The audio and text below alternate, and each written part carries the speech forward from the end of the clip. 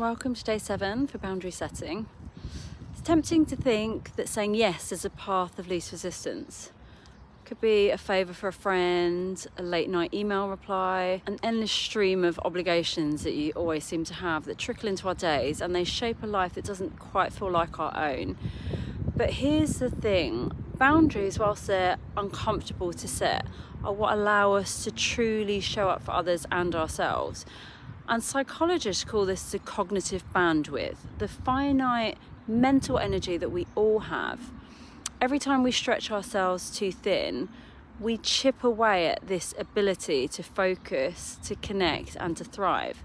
And I think, well, from my own experience anyway, that we can struggle with clear boundaries because we're people pleasing.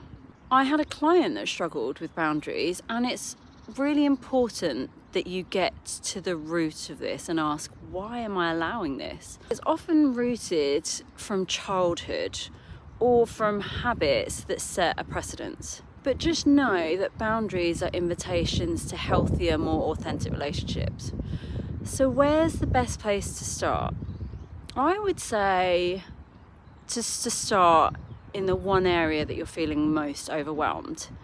So it might be the co-worker who always asks for help because they can't be bothered to figure something out and you're the easiest option, or the friend who doesn't reciprocate support.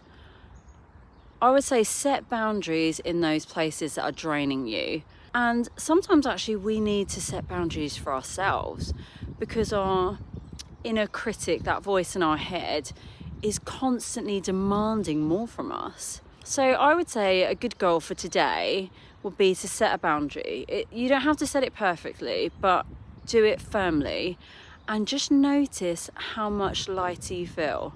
I'd love to know how you get on.